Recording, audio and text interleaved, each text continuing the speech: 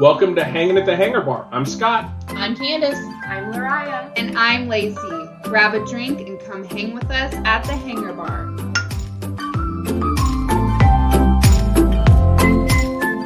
Welcome back to Hanging at the Hangar Bar, everyone. We are glad to have you as part of our show today. Candace and I are super excited. So you're with Candace and I and a special friend, a special guest today. We are super excited to have you all listening. So enjoy the ride for this one. This is new for all of us. So with us today is Rachel. She is from Ohio, and she recently went to Disney World with a service dog. So Rachel, why don't we start by having you introduce yourself and tell us a little bit about why you wanted to be on the show today. Hi, I'm Rachel, and my service dog's name is Bonnie. And I wanted to be on the show just to get some. She is the cutest. She really is. I wanted to be on the show to be able to talk about what it's like to be at Disney with a service dog, since there isn't a whole lot of content out there other than the super cute videos on TikTok, which I obviously have made. But I just wanted to be able to explain more the process, and plus it's fun to talk about Disney. So. Yeah, for sure. And Candace is now going to TikTok to find you. We had found you on Instagram, but she's going to go search for you on Instagram or on TikTok as well. She's excited. RB_adventures, I believe is what it is. Okay. Thank you. Okay, and we'll make sure that we plug your Instagrams all over when we publish as well. So, and Bonnie's Instagram as well. That's plugging the cute puppy content is almost just as important as the human content. Found you. Yeah, it's more important. I know it.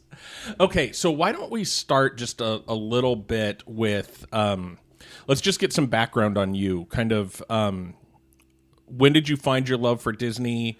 Why did you decide to go to Disney World when you did? How many times have you been? All those things. Just tell us about why Disney for you.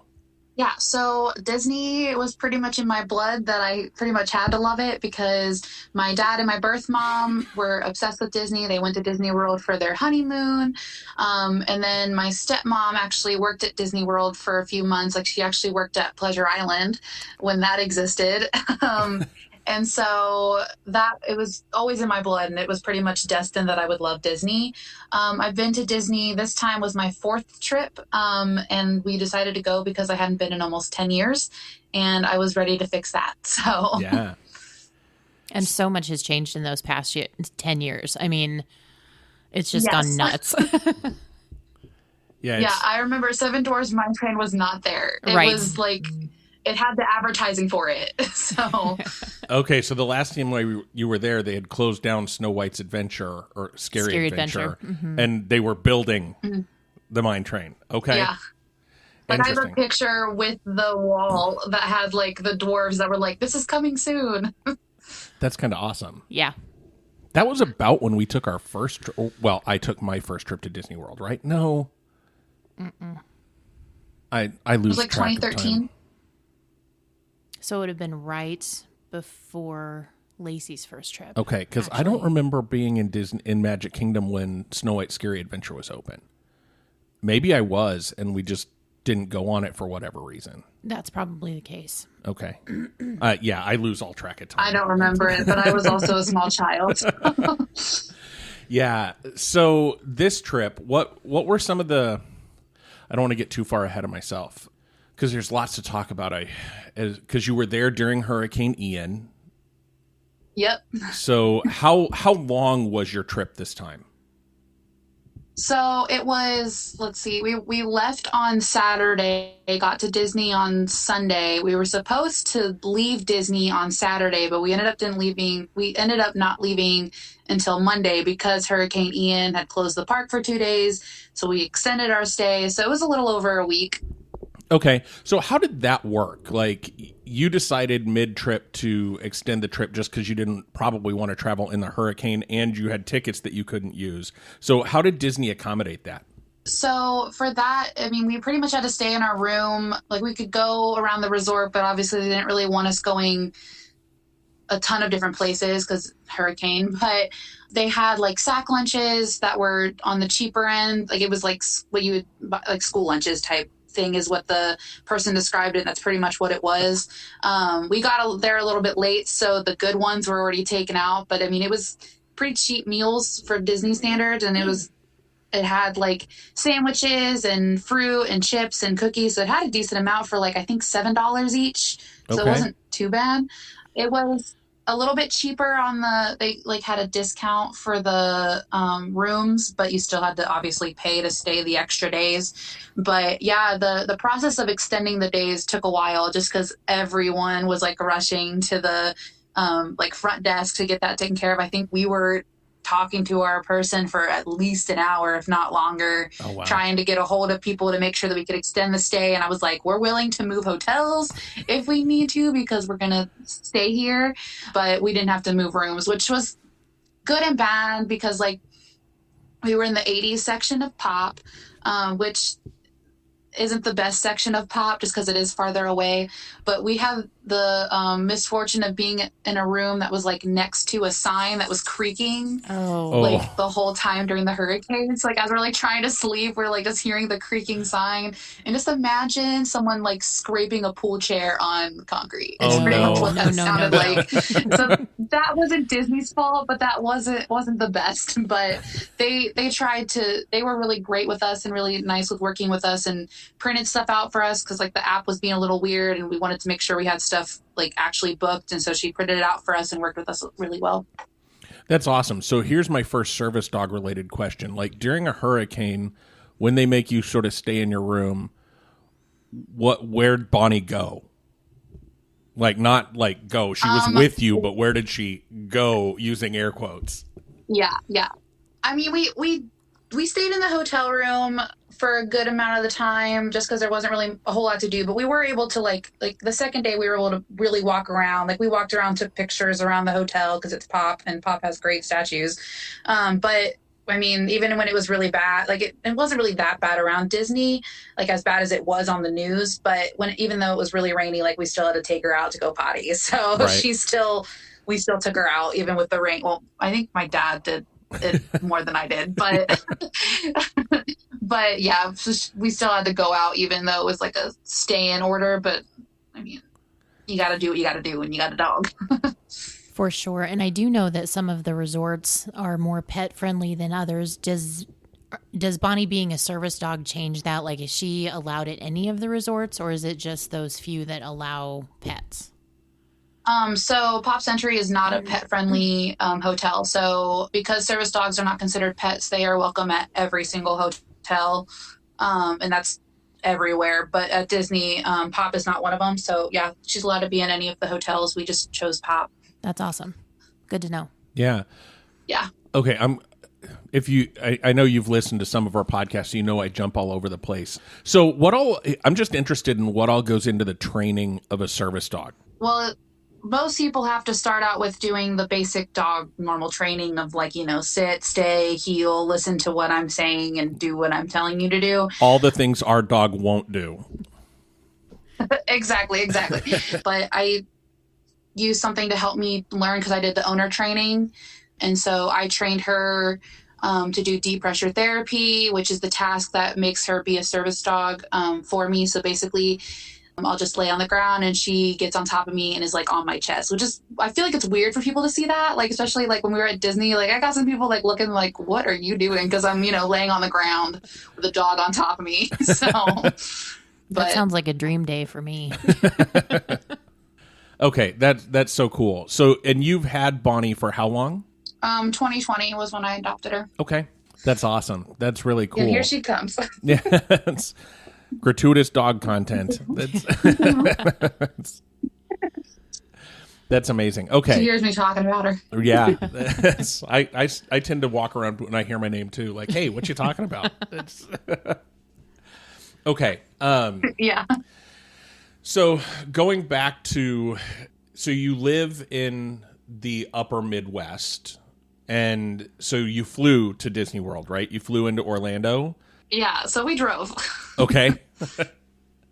How long of a drive was it It for was you? a 14-hour drive. So 14 hours. Yeah. So we drove on Saturday part of the way, and then slept and then drove the rest of the day on Sunday. That way we weren't driving the 14 hours and then going to Disney World, like go to my the next day after like crashing after 14 hours. Yeah. Yeah. But the last time we went in 2019, right? So shortly before the pandemic, we came from Nebraska, and that was a 23-hour drive, and we did it in 3 days. No, we did it in 2 days, so we could get up in Orlando early in the morning and go to Disney's. We actually went to Kona Cafe for breakfast. We did. Yeah. Okay. So 14-hour drive. I'm just looking at your kind of trip recap and plan. So your first day in Disney, you went to Magic Kingdom. Well, okay, let me back up again. So one of the things that with a service dog, you had access to the DAS pass, DAS, which is Disability and Accessibility Services. Is that what that? I think that's what that stands for. Tell me about the process for Disability Access Service. Okay, perfect. So tell me about the way you go about getting that pass and what benefit you get from that pass. So 30 days out from your trip, and it's kind of like 30 days before your like last day. So even though 30 days to my first day was like August something, it wasn't until 5 days later that I applied. That way all of my days of my trip was a part of the process. But most people I had seen that when they applied for it, they had to like be on line waiting for a representative for like hours, like 4 hours minimum.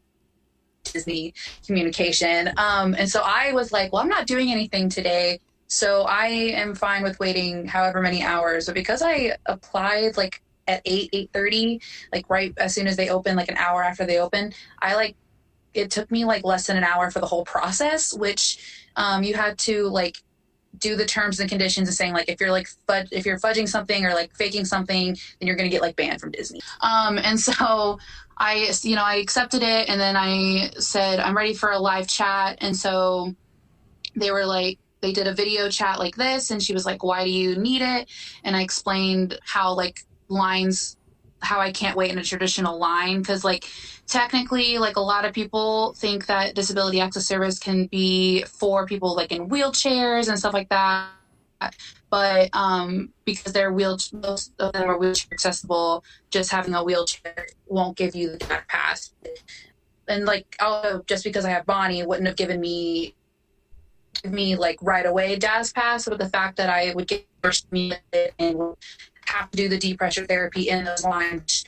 I'd been at a amusement park before with Bonnie, and I was like, yeah, I need to not be in the regular lines because I'll just get overstimulated in crowds. They were like, yep, you're good, and I did it. So it's very similar to Lightning Lane. It's just, it's free, and it's for people with disabilities. And when I went to Disney and with the lines, I was like, oh yeah, if I was in that regular line, I'd be needing to lay down and have the deep pressure therapy. So I was like, so glad for DAS pass. Like it definitely, because there were times where I was in a line and I had to be in the regular line and ended up having to do deep pressure therapy. And I was like, it's nice that I only had to do this a few times in line instead of every single time. Yeah. And it's amazing that Disney offers that service, honestly. I know lots of amusement parks probably do it, but Disney, I think everything I've read does that extremely well. Mm-hmm. So like you said you could sign up for two rides ahead of time, and then like Lightning Lane, can you choose others throughout the day? Yeah, so those first couple are kind of separate from what you can do in the park. So when you're in the park, once all the lands are open, because like early entry only, at least for Magic Kingdom, only some of the lands are open during the half hour of early entry. But once all the lands are open, you can do all the rides that are like available. Like if they're closed, obviously you can't book them, or they'll give you redemption passes for it. But so how it works is if like I want to ride Pirates of the Caribbean and there's like a 30-minute standby line, then for me it would say sign up for it for like the people in your party that are connected to you in your DAS pass, and you'll wait 20 minutes, and then once that 20 minutes is up, you can come in and like ding at the Lightning Lane to walk on to the Lightning Lane thing, and you can do one like ride at a time aside from the two that you signed up for originally. And so once you like a ding into like Pirates of the Caribbean, then you can be like, oh, I want to go on Splash Mountain next. And then, oh, it's a 40-minute, well, probably not 40 minutes because it's Splash Mountain. So like, like a 60-minute wait, then for me, it'd be like 50 minutes. Okay. That makes a lot of sense.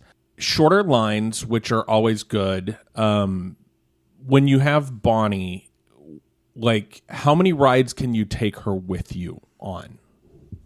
A pretty decent amount. So except for Peter Pan, at Disney World, at Disneyland, she's allowed on Peter Pan, but at Disney World, she's not. So other than Peter Pan, every other ride that does not have a height requirement, she can go on. So if a baby can go on it, she can go on it. If there's a height requirement, then she can't. Because I mean, most of the time the height requirements are like roller coasters, and no dog would want to go on a roller coaster. Right.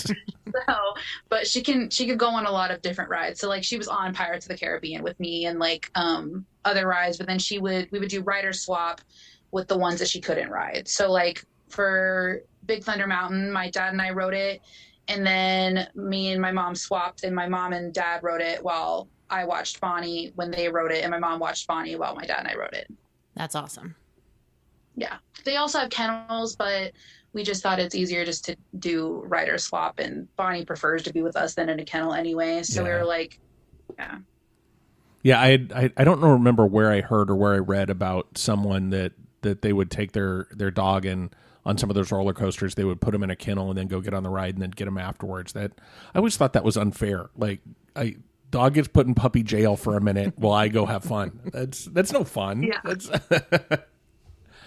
okay. And how were other guests toward you and Bonnie? Like, does she have like a vest that says "Do not pet"? And do you find that people are usually pretty observant of that, or do you still get those occasional people that say, "Oh, puppy, I want to pet it"? Everywhere I go, there's always a good chance that someone, no matter how old they are, is going to try and interact with the dog or pet Bonnie or stuff like that. There wasn't anything like too bad. I mean, like there was one where like an adult was like making kissing noises at her, and her daughter, who was like middle-aged, was like, "Mom, don't do that. It's a service dog." So like there's always people that don't seem to understand service dog etiquette, and that's the nicest way I can say that. But a lot of people were pretty good about it and would ask me if they could like pet her or something like that. And usually, like if I saw a kid was like really interested in her and the parents were actively saying like, "Remember, that's a service dog, so like don't pet," then usually I'd be like, "Okay, well, you can pet her now because I'm giving you permission." And so like there was a few cast members that I let pet her and like stuff like that. And it was just, for me, it's like if I can see that someone is like actively not trying to pet her or teach their kids not to, then I'm okay with them petting her. But she does have a vest that says "Don't pet me," but that doesn't always come across to some people. Right. And that's a good opportunity for you too, to help with the education of, people around you that, ask first before you just reach for the puppy. Because and personally, I think everybody should do that with every dog. Yes. Even before Bonnie was my service dog, it drove me nuts, and people would just pet me. And I'm like, "You don't know my dog." Right. That's how people get their faces eaten. Yep. Just approaching a dog and being like, "Hey, I want to pet you." Yeah. Okay, so let's talk rides. What was Bonnie's favorite ride? A lot of times she was more just like, "What is this?" Like it was like a drug trip or something for her. Like she was just like, "This is really weird stuff." But I feel like the one that she was most enjoyed was probably the Little Mermaid. Like during the Under the Sea one, she seemed more like, "Whoa, what is this?" more than "What is this?" Like it seemed like she was kind of more intrigued by Little Mermaid. So I'd probably say that was one of her favorites. She enjoyed Kilimanjaro safaris as well.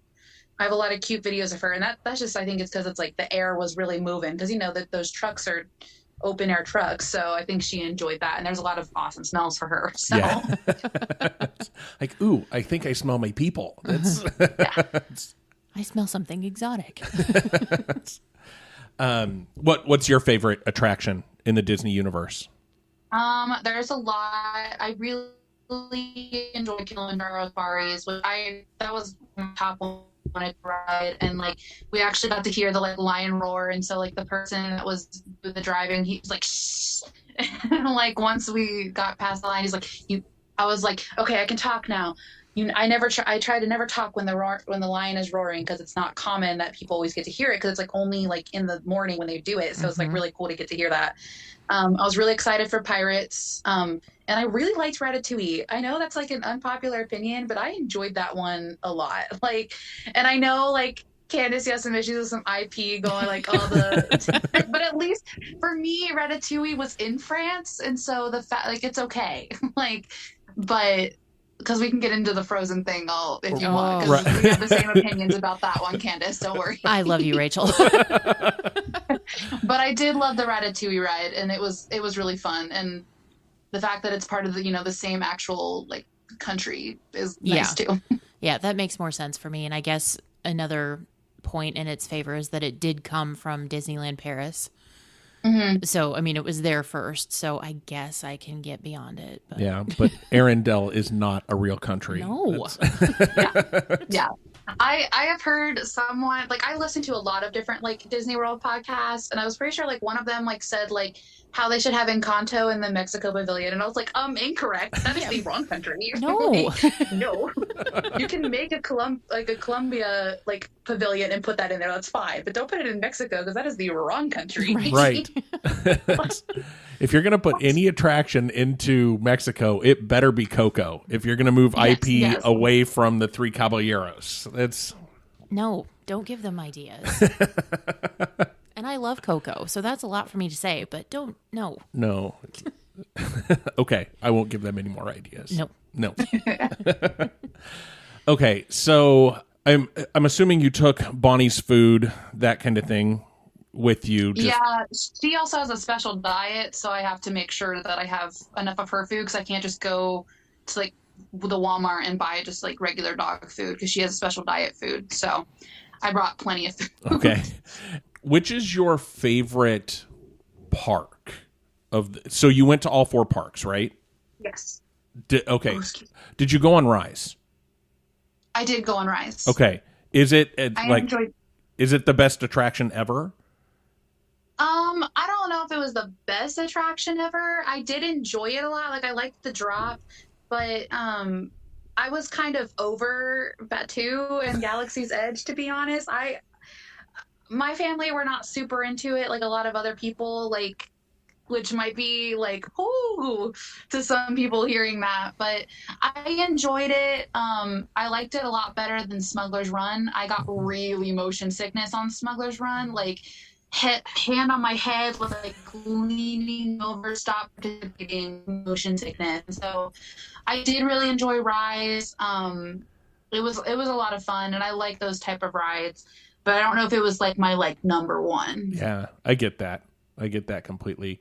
I saw on your Instagram that you took pictures with Daisy. That's kind of your tradition. How did Bonnie deal with the different costumed characters? She was good with most of them. What's funny is the one that she was like, I don't want you touching me, was Pluto, a fellow dog. So she was a little freaked out by Pluto. Mickey and Minnie, she enjoyed meeting them. She enjoyed meeting Daisy. I think like we met Mickey and Minnie at Animal Kingdom, and they aren't as like big of costumes. Like, their heads are big, but like their outfits are kind of like more normal. And so I think it was just like Pluto was the first character that we like met with like a full costume like at Disney, and like that's the first time she's not the first time she's met a character, but she was just kind of like, you are in my space. What are you? Like, what is this? But it was more just like, I'm going to back away and kind of sniff at you, but then also like, don't get too much in my space. Kind of like how a cat is, like with people, where it's like,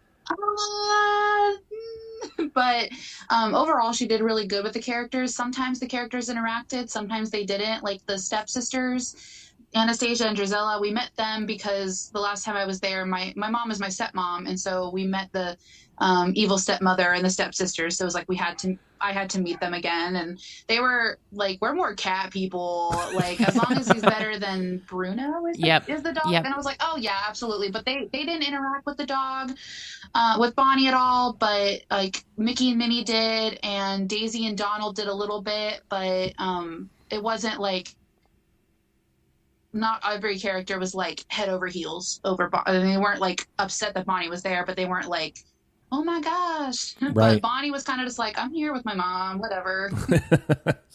Well, and to be fair, Pluto has attacked Scott before. We were on a cruise ship and Pluto attacked him and ended up breaking his glasses. So we understand. Yeah, he's a little aggressive. That's, Pluto doesn't know no space. right. Like, we were taking a picture with Pluto, and Pluto was like shoving us closer, and we were like, okay, Pluto. Pluto's like, get closer to me. Just like a normal dog, does not understand personal space. Exactly. Right. It's, yes, for sure. Okay, so I'm trying to balance like just wanting to know all about your trip and still making this an informative video or informative podcast. Talk to us about the food while you were there. What was your favorite food? Liberty all of Tree those things. Tavern. Okay. Liberty Tree Tavern was one of my tops. It's my dad's number one, but it's probably like tied for me for the crepe place at France, because that was delicious. Plus I became like friends-ish, like as much as you can become friends with people who live in a different state. But like, I enjoyed the staff at both of those. Really delicious food. Liberty Tree Tavern is all you can enjoy, a ton of food. I don't have the best stomach, so I didn't eat a whole lot, but like for people who can eat a lot, like it's like awesome. But I thought it was awesome even though I didn't eat that much. But Liberty Tree Tavern and the La Crêperie de Paris, I think is what it's Paris or whatever it is. Those two were my top two favorite restaurants that we ate at, for sure. Okay. I don't think we've eaten at Liberty Tree, have we? We have not, because that's the all you can eat, all you care to enjoy Thanksgiving feast. Okay. And we've not done that yet. Okay. Yet. Yeah, the food looks... The cranberry sauce is... the cranberry sauce is delicious. You had me at cranberry. If you don't like cranberry sauce... What? You had me at cranberry. Yeah. My dad isn't a huge fan of cranberry sauce, but like he enjoyed it. Like it's, so whoever's listening, even if you don't like cranberry sauce and you go, you need to taste it. Yeah, just give it a try. It's better than the canned stuff. Oh yeah. And I love the canned stuff. Okay, so you've eaten at a couple of places that we haven't, like the crepe.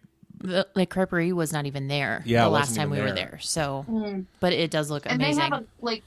They have a quick service and like a sit down, because we were going to do a quick service first, and one of my favorite servers from there, I didn't know him, but he like came out and was like, hey, we have tables, like come eat in here, and there's chairs and it's AC. And so we ended up going because chairs and AC and the people in front of us were taking forever. And so we were just like, okay, I want to sit and eat crepes.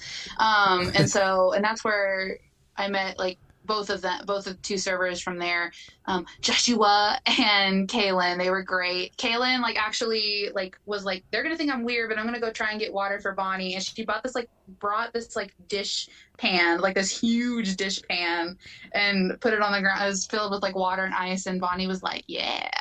So got some special treatment for her. She enjoyed. That's awesome. And Candace says it all the time. Cast members make the magic. And that kind of attention to detail. I passed out a lot of little, I made little papers and then bought little Mickey Mouse keys that I passed out to different cast members and stuff. And I made special ones for Daisy because Daisy is my queen at Disney World. So she got special ones, but it was the same thing, just different type of papers. But I really enjoyed getting to pass out stuff to cast members and making their day and stuff like that. That's very cool. We've always talked about taking something or doing something special for cast members. We haven't, but we need to. I mean, the most that we've done is just the little shout out on Twitter or wherever it is, where you can give compliments to specific people and it goes directly to their management, which I think is an awesome thing. But actually having that interaction with them in the moment of saying, thank you so much. You've brought me some magic, and just making their day. That's so super important, because I've seen it go the other way as well. Yeah. We've actually talked it would be fun. I've seen videos of people taking an autograph book and getting autographs of the cast members that helped them out instead of character autographs, just to say, hey, we want you because you made our experience magical. And little things like that I think are really cool. Yeah. I'm going back to the list, and I apologize. Like, all of these episodes, I jump all over the place just because I'm so excited about somebody's been to Disney. That's okay. So I think one of your posts, or maybe you told us in the lead up, that you took Bonnie on Dumbo. Yes. How did we do with the spinny ride up? Were you able to move it up and down? How'd you do, Bonnie? We were in was like broken or something because it didn't do the up down, but I mean that was fine. We had done Aladdin the first day just because I wanted to do a TikTok that it said something about take a magical carpet, so I was like, well, I have to write Aladdin so that it can match up to it. So but let's see, with Dumbo she did fine. It was more because normally I wouldn't really want to ride Dumbo, but I did it purely because if you look up service dogs on TikTok, 9 times out of 10, that dog and that handler will be on Dumbo. So I was like, it's a rite of passage. I have to ride it. Right. Because every other one does it. But she was fine. She was just kind of like, okay, we wrote it twice because there was no line for it. And I wanted a video of like from my dad taking it. And so we just wrote it again. But she was just kind of like, okay.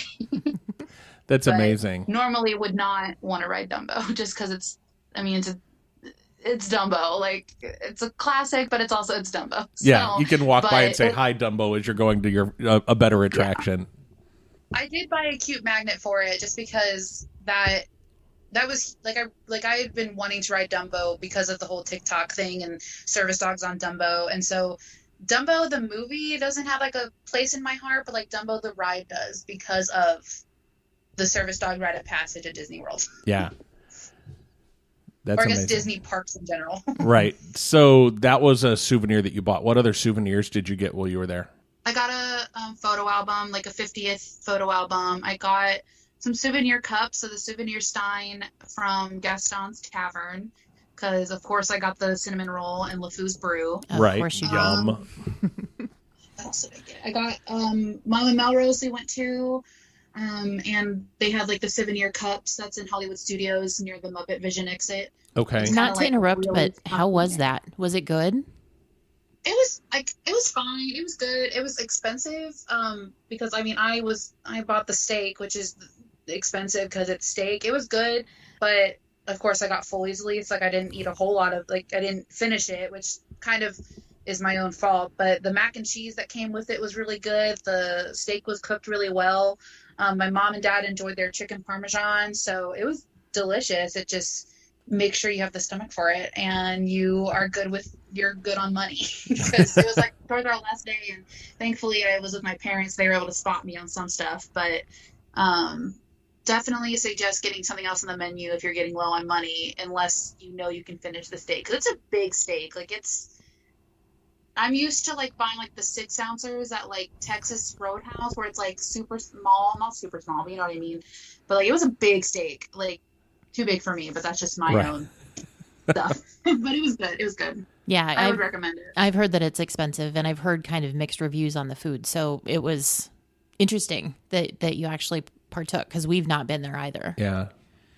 I didn't even know it was a thing. Like you said, Mama Melrose, and I looked at Candace. I'm like, is that even in Disney? Yeah, I saw your face. Yeah.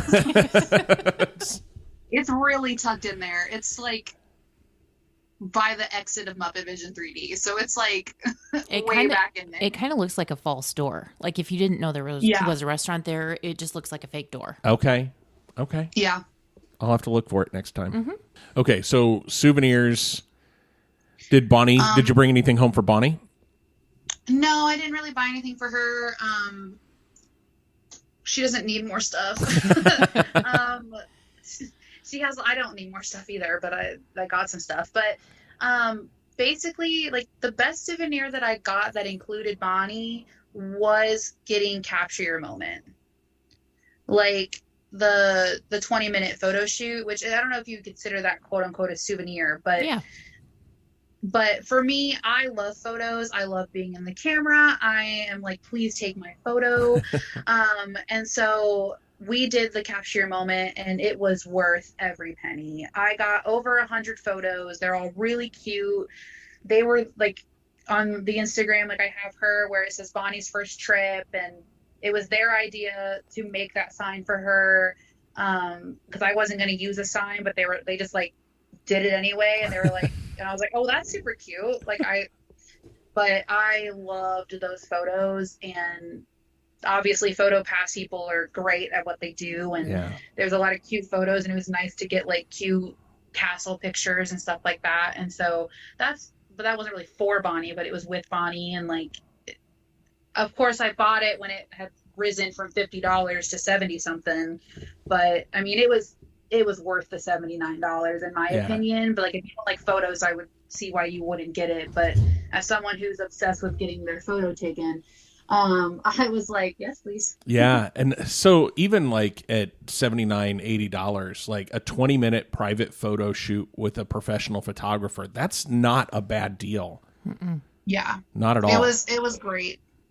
And they have it at every park now, but I didn't want to spend $80 four times for photos. But I definitely recommend. You said it was a 20-minute photo shoot.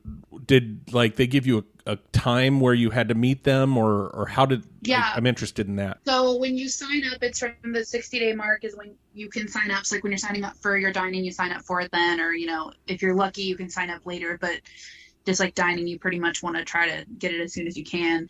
But I signed up for like the 2:45 slot. And so I got there like 15 minutes ahead of time. We actually started a little bit late because they were making the sign for Bonnie.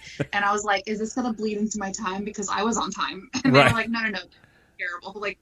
And so it was a little over the 20-minute mark just because they wanted to take the pictures, and we had to travel to a place. We went somewhere and there was too many people, so we went somewhere else. And so they really work with it, and it's not as like cut, like boom, 20 minutes you're done, as like I thought it was. So I was like, oh my gosh, like freaking out a little bit about like how I thought it was gonna be like a hard cutoff, which it kind of is, but it's not like as hard as I thought. Right.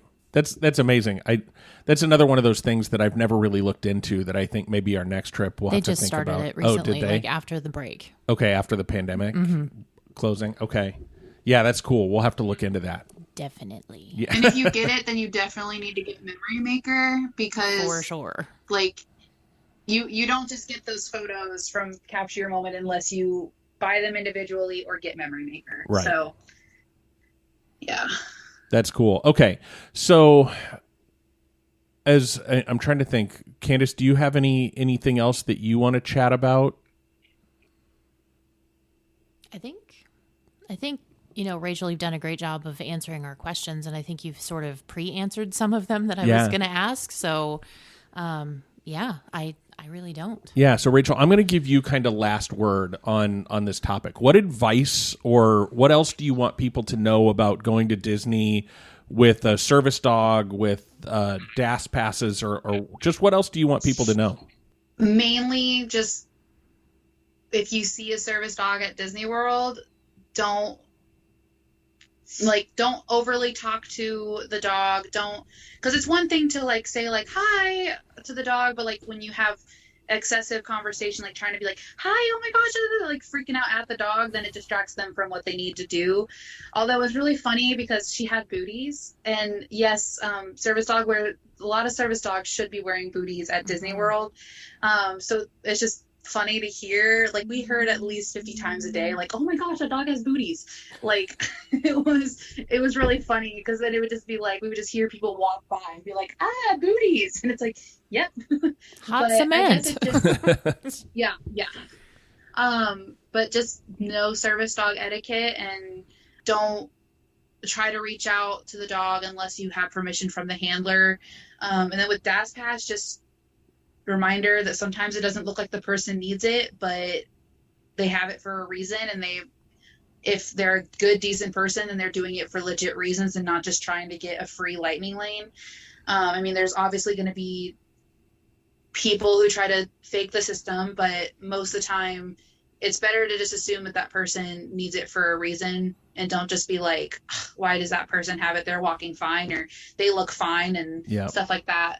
But because DashPass really helped me out, and I think Disney would have been a lot harder for me if I didn't have it. Because there were moments where I was in the regular line and I had to lay down, and that's difficult because I have to lay down, but then the line moves, so I have to get up even though I'm not done doing the deep pressure therapy. So, and also it helps you so that you don't have to deal with the person in front of you laying down on the ground. Right. Yeah, that's great advice all the way around. And just take a quick moment again, plug your social medias so people can find you. Yeah. So my TikTok is RB_adventures, which stands for Rachel and Bonnie Adventures. And then our Instagrams, I'm pulling it up because I don't remember. Mine is silly_putty98, and Bonnie's is Bonnie_biscuit2020. Excellent. And we'll put all of those in the description of this episode as well. And yeah, if you have any other questions for Rachel, let us know at our social medias as well. You can find us on Reddit, on Instagram, and on Facebook, and let us know what else we can do for you as well. And we can always pass those questions along, or if you enjoyed this, we'll have Rachel back again. She's been a great guest, and we've been happy to have her, and she can teach us a lot. Okay, so with that, we're going to wrap this one up. And remember, there's a great, big, beautiful tomorrow. And we'll see you real soon.